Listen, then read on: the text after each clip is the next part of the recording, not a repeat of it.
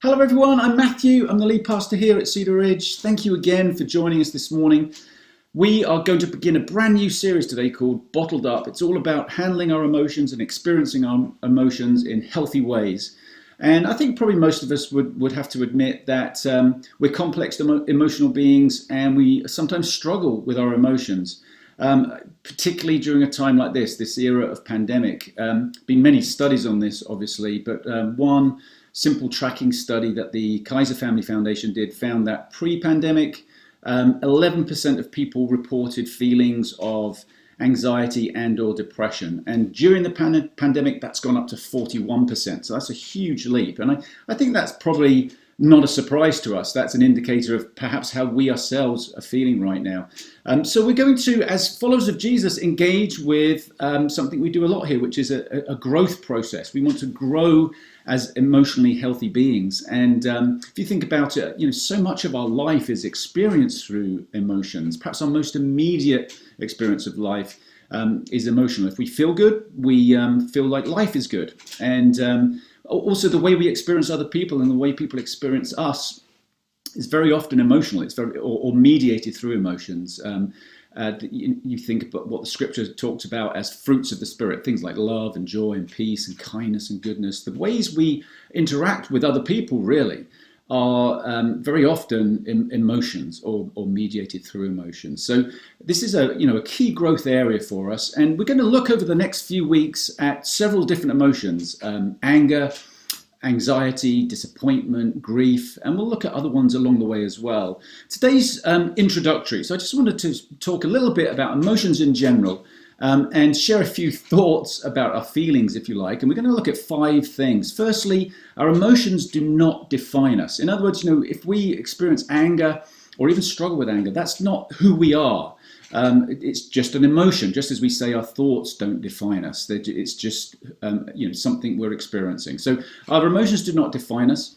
Our emotions are a normal part of our humanity. Our emotions themselves aren't good or bad. They just are. Our emotions, though, can be harmful, and I think we all know that, both in terms of how we experience other people and how other people experience us. And then fifthly, our emotions help show us what is going on the inside. So what we're going to look at here is ways that actually our emotions can help us grow rather than ignoring them, rather than running from them. By embracing them, they can help us grow. And we're going to use a practice called the welcoming prayer, which we've practiced many times here before, but we're going to practice that each week as a way of trying to reach a deeper sense of health as we approach our emotions. So let's just look at each one of these. Firstly, our emotions do not define us. As I said, if we're feeling angry, if we're feeling sad, if we struggle with those on a regular basis, it doesn't mean that's who we are. Our emotions are an indicator of something that's going on within us, something deeper within us.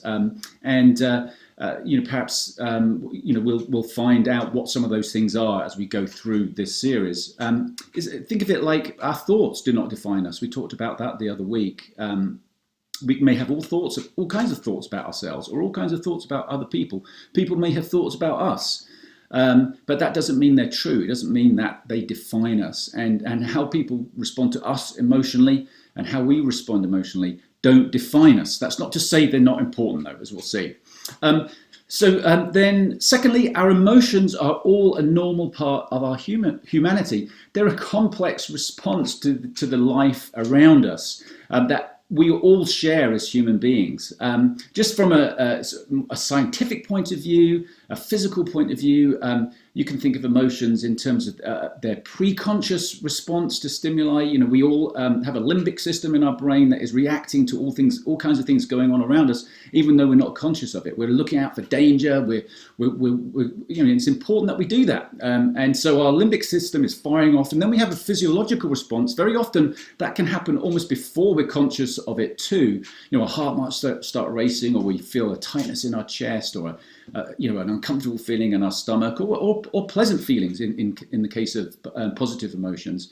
And then we have a cognitive response. We become aware of that emotion and that feeling. And we start to process it. Why am I afraid? Why am I feeling sad? Why am I feeling angry? And we rationalize it, and then it we own it a little bit more. It becomes more part of us at that point. Then, of course, we respond. We have an actual response. We take action for good or for bad. And that's very often actually part of our emotional response too. It's kind of all wrapped up together. And of course, that's going on in all of us, all of humanity, all the time. We have to throw in the mix there all these other things that are going on, like, have we eaten recently? Are we feeling hungry? Are we tired? What time of the year is it? Sunlight affects our emotions and our emotional well-being. There's lots of evidence to say that the phases of the moon and other cycles we have in our bodies affect our emotional state. So it's a very complex thing, and then of course we all respond uniquely as well. We have a shared humanity, but we all have different personalities, and we respond to emotions in different ways. And I think it's important at this point to say that that's good, right? We have different personalities, and that is a really good thing. So some of us are maybe less expressive, or we're perhaps more private in the way that we express emotion, and that doesn't necessarily mean that we're not emotional, that we're inhibited in any way. It's just that we have a different way of expressing it. But it could also be that we're inhibited, right? So just because we're quieter doesn't mean that we're immune to that kind of inhibition or bottling up our emotions, but it doesn't mean that is the case. And likewise, we might be a more public, more expressive person, much more comfortable expressing our emotions in public. And that doesn't mean we're over emotional. It just means we're more expressive and public about it. And again, it could be that we are bottling up emotions too, certain kinds of emotions. But obviously also we can be over-expressing or unhelpfully expressing emotions, and that becomes problematic. So the point here is not to change our personality or judge anybody else's personality. The point here is that in our own unique way, we want to become more healthy emotionally. That's the goal of our series here.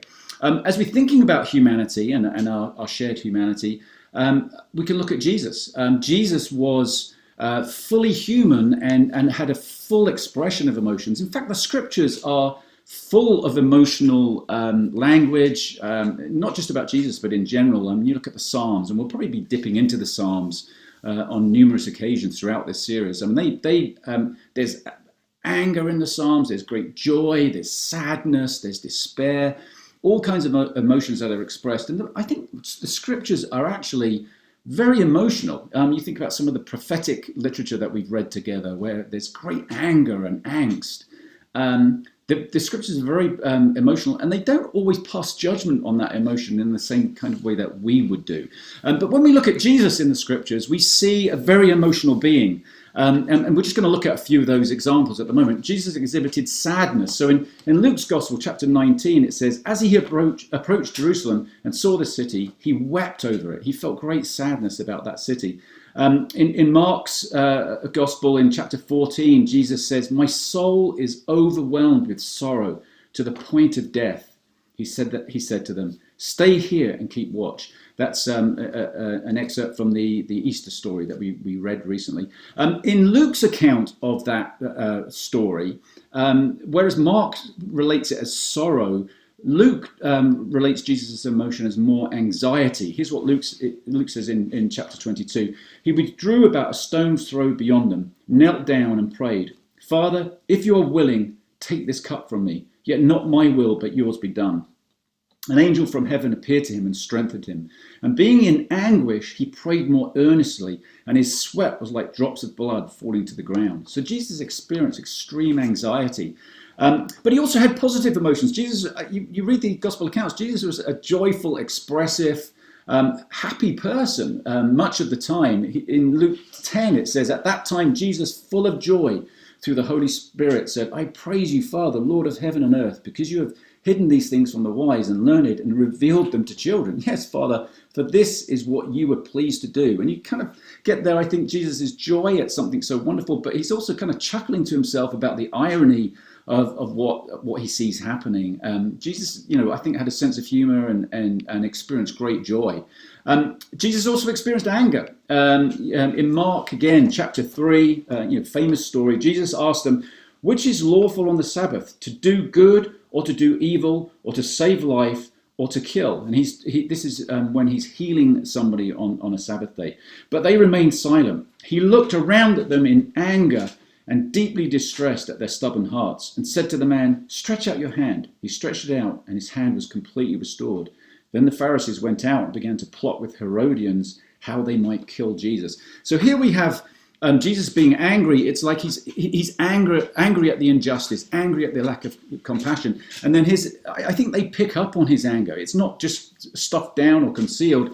They pick up on it, and it riles them, and that's another contributing factor to their instigating efforts to bring Jesus to trial and have him executed. So Jesus was an emotional being. So what we're looking at here is not trying to suppress our humanity, but embrace our humanity, but embrace it in a really healthy way, in the way that Jesus did. Thirdly, our emotions are neither good nor bad. They just are. It's interesting, this one, because I think we all have different associations with different emotions. For some of us, like, anger might be a really terrible thing, whereas for others, it's like, anger's okay. It's not really all that awful. But on the whole, we tend to have probably a set of emotions that we would view positively. We feel positive about them: joy, satisfaction, peace, gratitude, love, a sense of awe, perhaps. Things that we all think, they're really good things. And then we have other feelings, other emotions that we view perhaps negatively. Things like sadness, anxiety, anger, disgust, loneliness. We're going to address some of those in this series. But it's not necessarily the case that all bad emotions or negative emotions are bad. So, for instance, anger, as we've just seen, can actually be a really healthy, productive, positive emotion. Sadness even can be a positive emotion. It's very often really appropriate to be sad, and we have a perhaps deeper experience of life in sad moments, an experience of life, a positive experience of life, ironically, that we perhaps couldn't have any other way. I think that's probably why we're so drawn to heartbreaking stories and movies that kind of bring our hearts out, because there's something we sense a commonality with that feeling, with that emotion, for sure, but also that it's something it represents a longing, perhaps, in our hearts, that sadness gets at. And likewise, not necessarily all positive emotions are good. So we might feel very happy, but it's because we got the better of somebody, or if we're a very controlling person. Probably what would be good for us is not to have control, but when we get control, we feel happy. And I've shared before about some of my own struggles with anxiety. I would and still wrestle with this. I will avoid situations that I know are going to make me anxious, and when I successfully avoid them, I feel happy. I feel good about that, because I've removed that stimulus from me. And but that's not necessarily healthy. In fact, it's not healthy. So, we may, for instance, we may have a feeling of tranquility and peace, but it's only because we've insulated ourselves from the challenges that are a natural part of life. So, it's a real mixture. What we can say, though, even though some are good, some emotions feel good but aren't necessarily good, and some emotions feel bad but aren't necessarily bad, we've all been conditioned through our lives as to how we experience those emotions, whether we see them as good or bad. For instance, if we grew up in a household or a family where it wasn't, perhaps it was a very sad household, it was maybe a more depressive atmosphere, it might not be okay to be happy. That might be viewed as being flippant or uncaring, selfish to be happy. And so we might struggle with being expressive of joy, expressive of our happiness.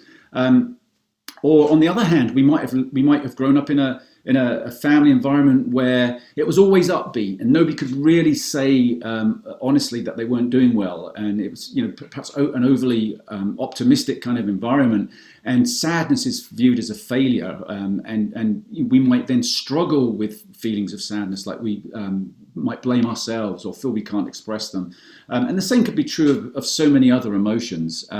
We might be we might have grown up in a very angry household, or in a household where there was a lot of anger, and that's going to affect the way we see anger. Or we may have grown up where anger was forbidden; it was sort of a taboo, and again, that's going to affect us. So we've all been conditioned in different ways. So we need to be careful about judging our emotions too much, and certainly of judging other people's emotions too much. But recognize that, perhaps see them rather than as good or bad. They just are. But then that leads on to our fourth point, that emotions can be harmful. So the emotion itself isn't necessarily the problem, but where we go with it, or where it comes from, can be the problem. And our emotions clearly can be damaging. We might be on the side of perhaps bottling up our emotions more. We may, and again, I think it's different for each of us with different emotions. We might tend to bottle anger, but we express sadness, or vice versa. But if we're bottling emotions up, that's going, and we may be doing that consciously or unconsciously, that's going to be a problem. We know from a psychological point of view, from a medical point of view, a physiological point of view, that it has an impact on us detrimentally when we do that.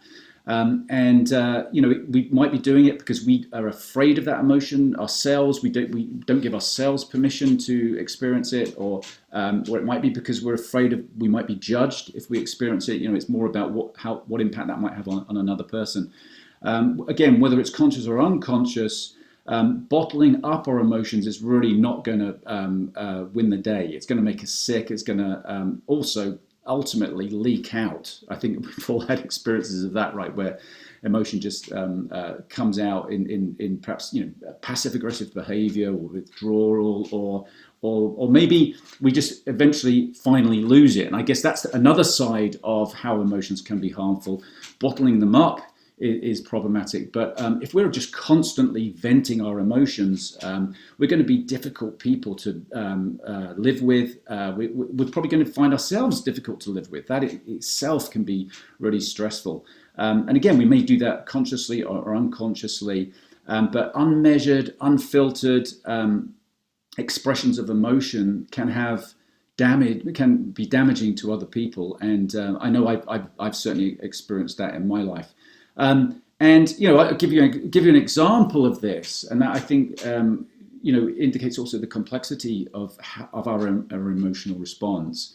A few years ago, I'm going to tell you a story. A few years ago, and I'm going to tell this story somewhat ambiguously, because it just doesn't just involve me, and I want to safeguard everybody's identity. But So we went away on a family vacation. We went to the Outer Banks, a couple of weeks down there, and some of our family members returned home early. That was the plan. They just stayed for a week, and for the second week they went back home. Just after they'd left, in fact, the day after, we had our cat with us. We used to take our cat on vacation. That's another story, right? But we had our cat with us. Cat we'd had for years and years, and grown up with the kids. And one morning, the cat comes into our room and is like expiring. It's choking. We think in the end it had a heart attack. Actually, it wasn't choking. It was just struggling to breathe. And we looked up the nearest vet, jumped in the car, drove off, and I was in the back seat with the cat, and the cat died in my arms. And we were absolutely heartbroken, gutted, and we were just like, everybody who was remaining on that vacation decided, right, that's it.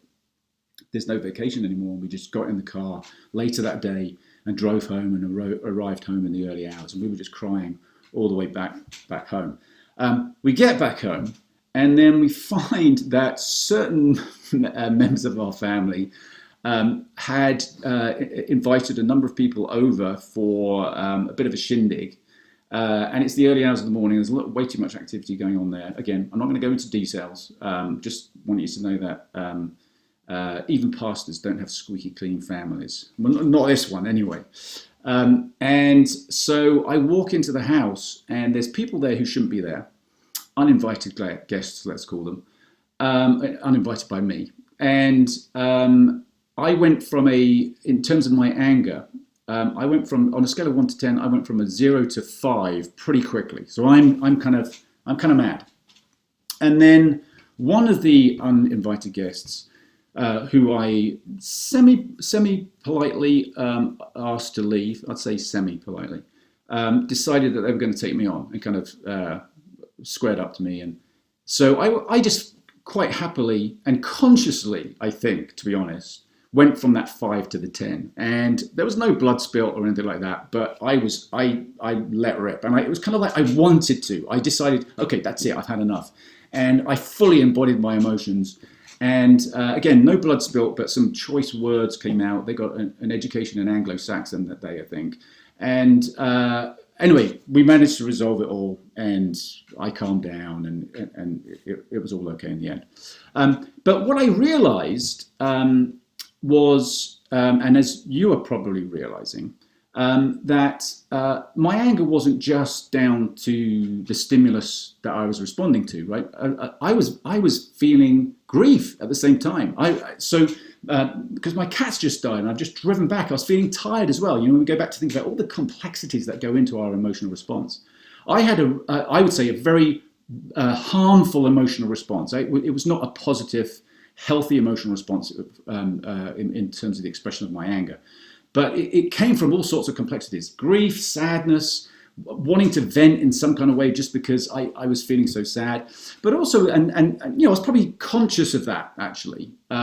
But I was very unconscious of another thing, which it took me a while to work out, you know, days after, was that I was also grieving and afraid of the loss of my kids. My kids were growing up, you know, entering into adulthood, and I was afraid that they wouldn't be what I wanted them to be or behave the way I wanted them to. You know, as we all start losing control as parents. I was also afraid of just losing them. And you know, I loved being a dad to a young family, and things were changing. I was having to adapt. You know, I had nowhere near the level of control or all kinds of things that those of you who have grown up children get what I'm talking about here. But I wasn't conscious of it. There was something going on much deeper in me that meant that when I had that stimulus, when I had that opportunity, I could just go from that 0 to 5 and then from 5 to 10 in a heartbeat.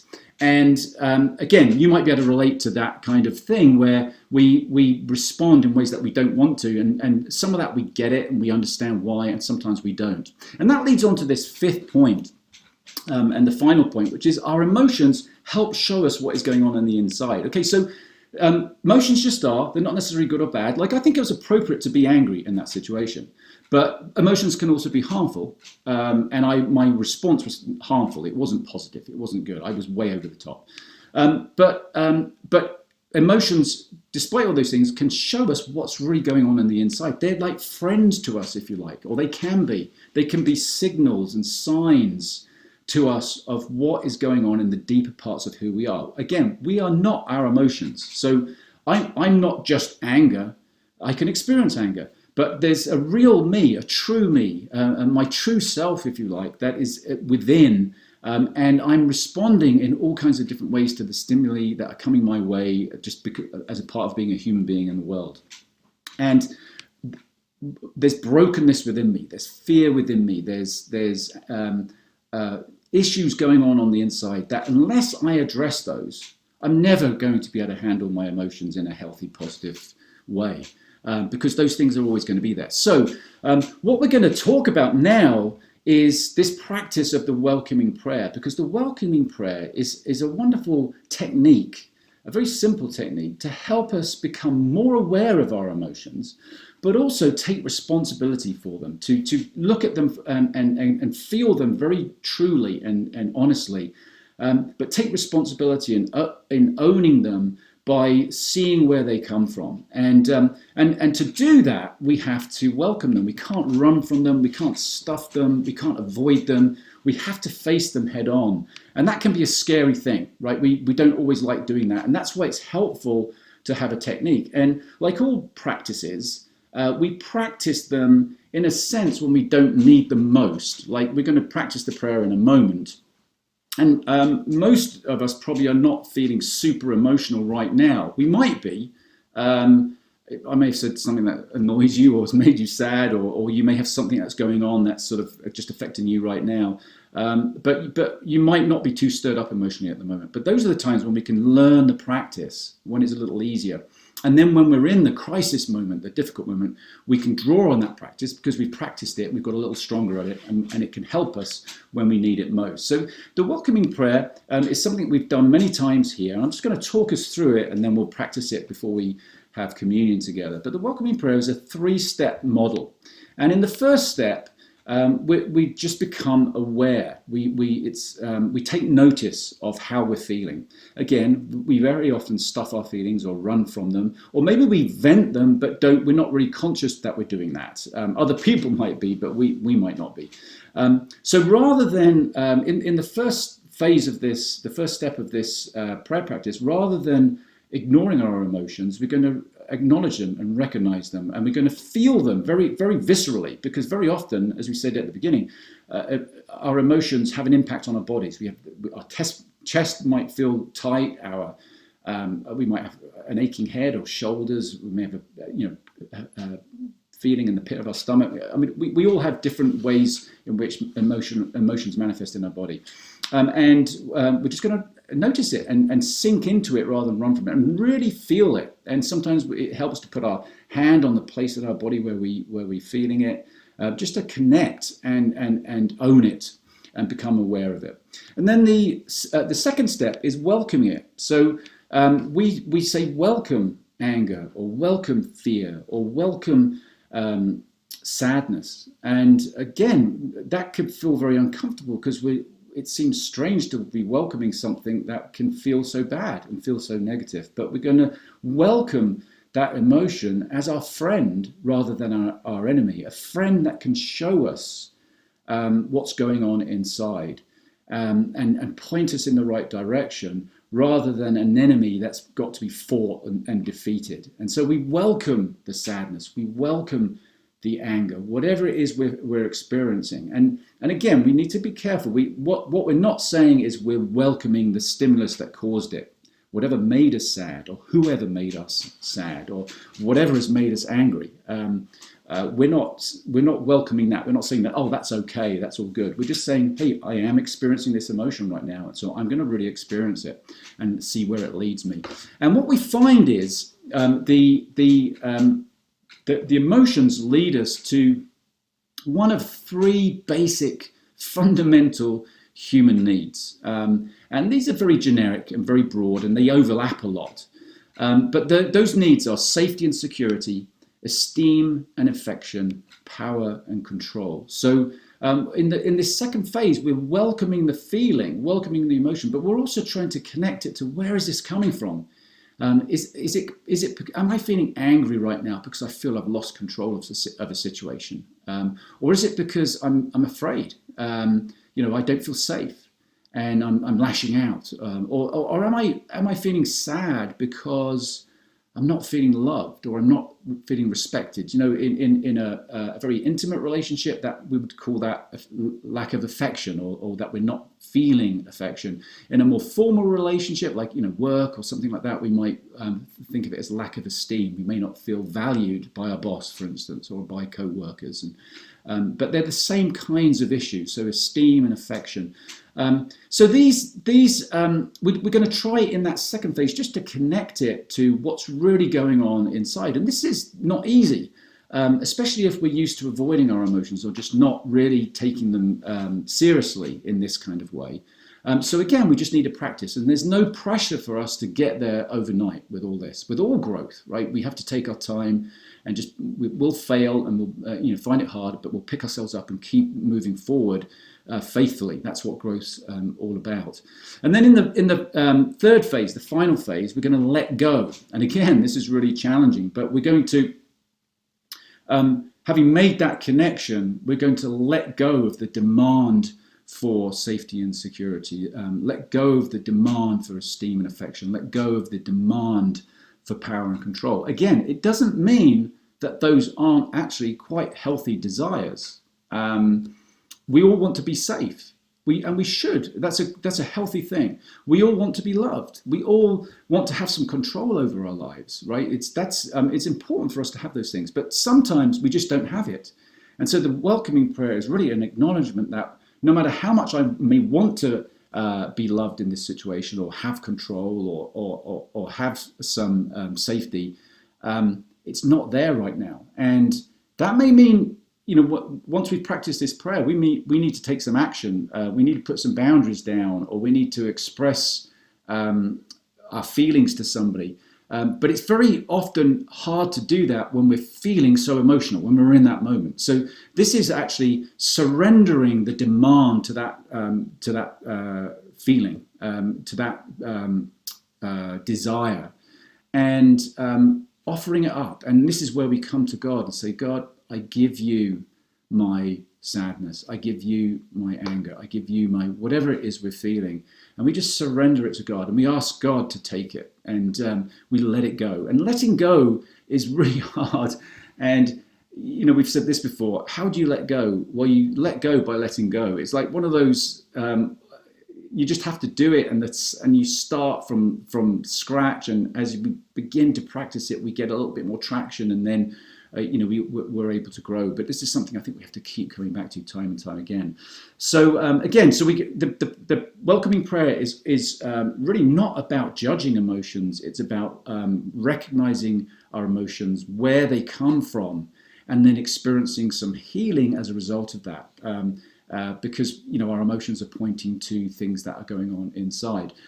As I said, part of the struggle with this is I think we're going to find out about things inside us that we need to address, where we do need healing, we do need some growth, we need some transformation, and we'll touch on that more as we go through this series. With each of the specific emotions we're going to address, and in some general ways as well.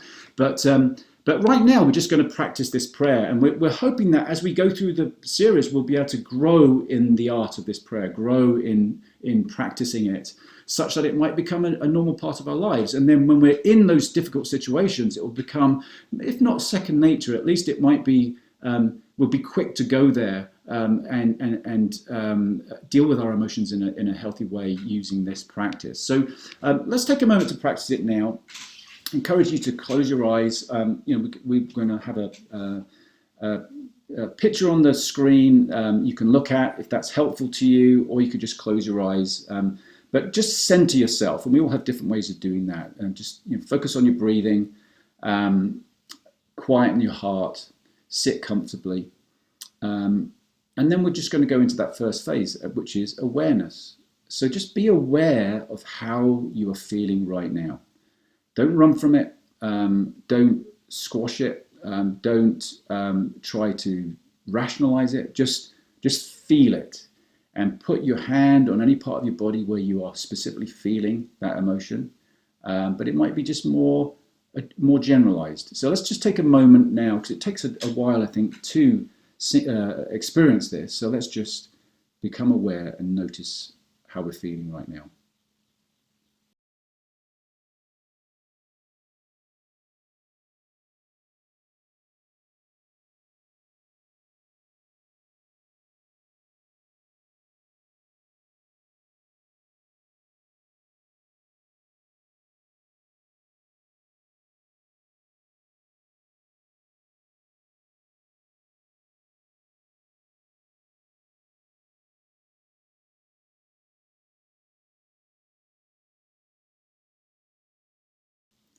And now let's welcome it.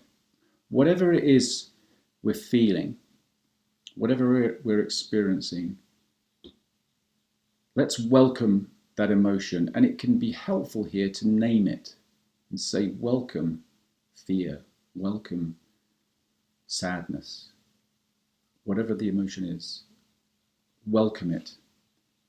And as you welcome it, as you name it, just reflect on, where is it coming from? Again, don't judge. Don't evaluate the source as in, is the source good or bad, or what do you need to do about that source? Just ask yourself, where is this coming from? Is it an issue of safety and security? Is it esteem and affection? Is it power and control?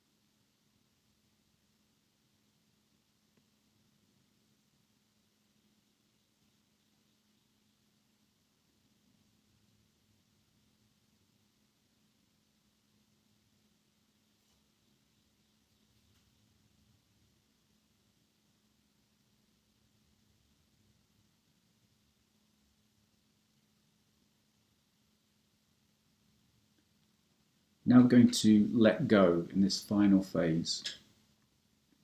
So just acknowledge that whatever the source of this is, whether it's safety and security, or esteem and affection, or power and control, acknowledge that you are not getting that right now, and you can't force it. You can't make it happen. So we're just going to let it go and invite God into that space. And we can pray, I let go of my desire for safety and security. I let go of my desire for esteem and affection. I let go of my desire for power and control. And God, I give you my sadness or anxiety or anger, whatever it is you're experiencing right now.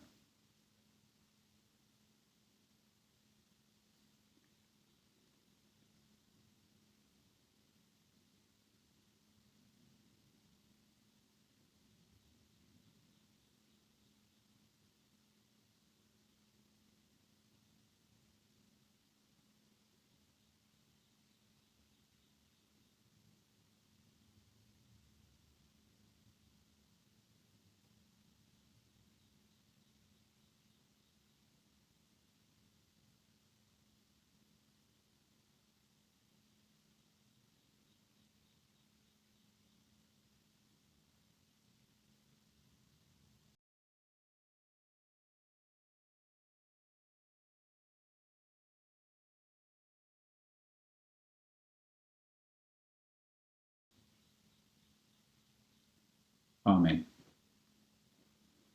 So in the discussion questions this week, there's a practice of that prayer. So we'll all have an opportunity to practice this week.